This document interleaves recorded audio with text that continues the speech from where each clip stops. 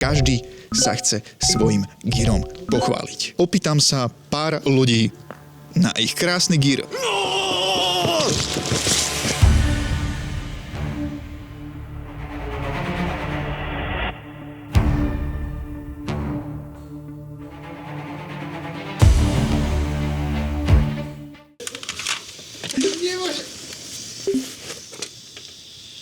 Opäť sa nachádzam na veľmi zaujímavom mieste, tentokrát je to horné poschodie hangáru, kde práve teraz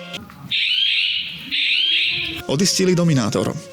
Ale to nás nezaujíma, pretože teraz opäť tentokrát tu hneď máme ďalší Gear Spotting. Ahoj. Ahoj. Ako sa máš? Zatiaľ dobrá. Ako si zahral dneska a celkovo v tejto chladnej dobe s GGBR-kom? Vyjadril by som sa úprimne, ale nechcem, aby si dostal strike, takže nie je veľmi dobré. Tu je bomba. Mám to na kamere, kámo, jak ti to vyprdlo 4 gule. A čo máš na sebe? Čo mám na sebe, tak začnem nohavicami. Sú to Emersony klasické z Katusu, sponzor, shoutout. Klasické vanci za 30 €, lebo môžem. Novričov Battle Belt, potom poviem ostatné veci, čo na ňom mám a Primal vestu. A helmu, zabudol by som tiež z Katusu, tá nová je, multikávovým podpruhom. To sú jak sa volajú? Armory a fejkový držiak na nočko. Presne tak. A mal by som na ňom nočko, keby mi ho nemenovaná osoba s menom Slanina neprestrelí. OK. Dobre. Ten kľúč? Noveska, ako už bola spomínaná, s LPVOčkom od Novriča, nejakým tlmičom random a zásobníkom, ktorý syčí, lebo je to klasický štandardný zásobník, ktorý dostanete k zbrani. V zime je to strašne sranda s tým hrať.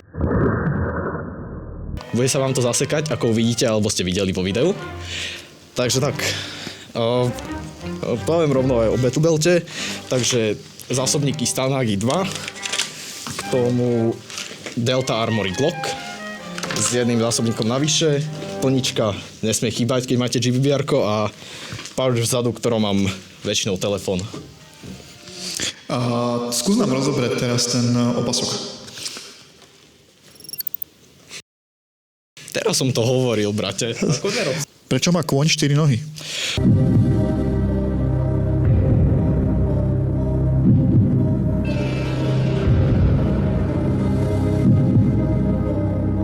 Lebo sa tak narodil, neviem. Poďme ďalej. Prečo výber takéhoto štýlu gíru? Prečo?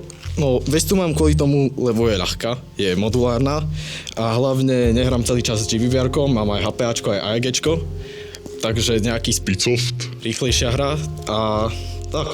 Battle Belt mám teraz kvôli GBR-ku, kvôli zásobníkom a blbostiam. Chcel som sa dneska cítiť milsím. Si aj v nejakom Airsoftovom týme? Nie. Tvári sa to, že je to airsoftový tím, ale nemáme ani meno, ani nič a hlavne mi pán povedal, že ešte si nás musí otestovať. Čo neviem, čo myslí pod tým slovom, že otestovať. Múdry človek, ten pán. Dobre, otázka číslo 189. Čo si myslíš o budúcnosti Airsoftu, alebo možno aj o stave Airsoftu na Slovensku?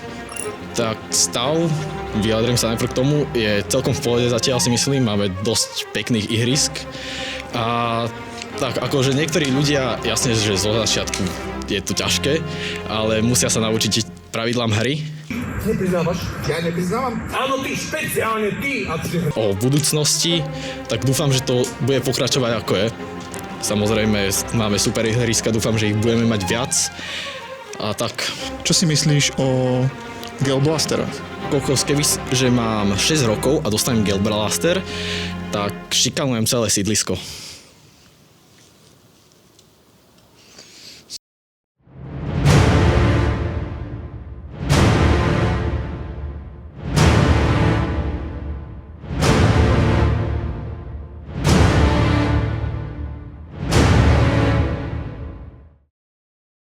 Since behind. Dobre, zdrhni odtiaľ, už je to sexy. Kamaride, aj fotečku z toho budeš mať po piči. Nazdar. Čau, kámo. Pozerám, že cosplayuješ Ghosta z Call of Duty. Čo ťa k tomu prepadlo? Prečo práve takýto gear? Je to podľa mňa dobrá fáza na Airsofte. Začneme ako klasickí teplakovci, potom začneme ako Ghostov, potom Sniperka, držako. Je to fáza. Výborné, výborné. Povedz mi, ako dlho si to skladal? Skladal som to asi mesiac. Mesiac, kus po kuse. Maska, sluchatka, gír. Dobre, môžeš nám to kľudne nejak stručne predstaviť, čo všetko máš? Môžeme začať s braňou. Je to vlastne Delta Armory, Hemlock, AR-15, Eagle s klasickým Red Dotom. Potom mám klasický chestrík, plate krásny, klasika, nipedy, rukavice, okuliare, maska, všetko čo má byť. Radička, takže tá maska, tá ma veľmi zaujíma. To si kupoval, alebo si to vyrábal? To som kupoval. Ako si vyriešil tie okuliare pod tým? Lebo ja som to skúšal tiež a ako som ti spomínal minule, množilo sa mi to strašne. Ako to máš poriešené? Jedna varianta je, buď si to dáš zvonka, klasické, a ja si dávam ešte aj chránič, tam si to zvonka. Je tam to zahnievanie, ale používam aj antifog, alebo klasicky si dám znútra, ale je tam ako to zahnievanie, s tým treba rátať. Okay. Takže musím povedať, že máš naozaj veľmi pekne poskladaný ten gear. Pištol máš akú? Glock 17. Môžeš to ukázať? Klasika. Dobre, veľmi pekne. Ako dlho hráš Airsoft? 2 mesiace. 2 mesiace, dámy a páni, a takýto gear. Po piči. Ďakujem. Dobre, presunieme sa k ďalšiemu človečikovi. Díky moc. Díky. Teraz môžeš využiť komentárovú sekciu na to, aby si sa pochválil, čo napodobňuješ svojim gírom ty. Alebo čo by si chcel napodobňovať.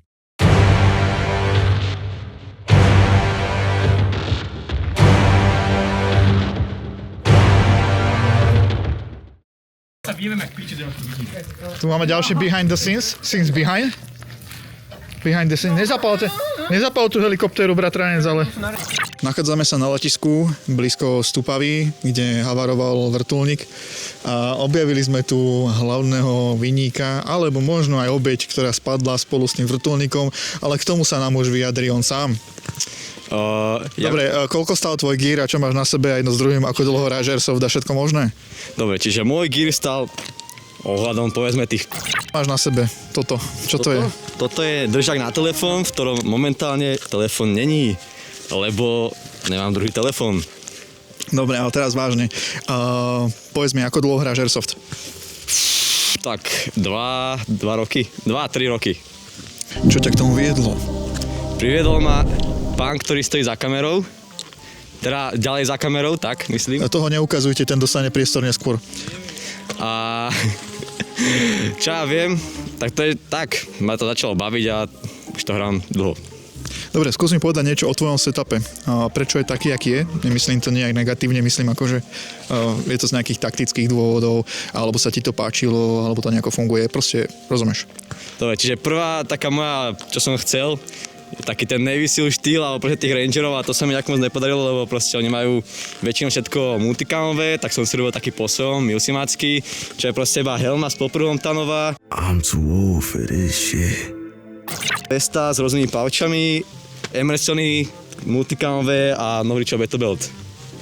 A ešte tu máme Dobrá zbraň. Freju. Je moja definitívne. Pokazila si môj zbraň, preto mám tohto pána zbraň. A čo k tomu mám povedať? Mám tam EOTech, tam tracer, ktorý netraceruje. A to je asi tak všetko. Opasok? Opasok mám Novričov a vlastne na ňom iba pavčené zásobníky, dump-pouch, ktorý momentálne nepoužívam a zadu je malý pouch, kde mám telefón s peňaženkou a karabínka na rukavičky. Dobre, čo čakáš v budúcnosti od Airsoftu? Tak očakával by som to, že si sa to stalo normálnym športom, ktoré by možno mali aj nejaké tie turnaje, alebo aspoň už by mohol byť šport napríklad ten Speedsoft, alebo čo ja viem, aspoň toto. Čo hovoríš na to, keď sa miešajú airsoftové turnaje so speedsoftermi? Tak mne sa to osobne nepáči, ale tak čo už mám s tým robiť, nemôžem zakázať sem dojsť. Dobrá odpoveď. A daj sám sebe nejakú otázku a odpoveď si, lebo nemám teraz nič v hlave, čo by som sa ťa spýtal. Prečo som toľko peniazí za to vyhodil? Neviem sám osobne a radšej ani nechcem vedieť. Ja som sa ťa predtým aj pýtal na cenu, len som to nechal dopovedať, lebo som chcel byť kvázi vtipný, čo sa nepodarilo. Teraz nám povedz, koľko ťa to asi tak dokopy vyšlo. Nerátame zbraň, lebo tá je požičaná. No, tak podľa mňa tak čo, pol kila. Nie, pol litra. Počkaj, pol kila múky? Dobre, tak poviem proste 500, no tak ohľadom tých 500, 600, 700 eur.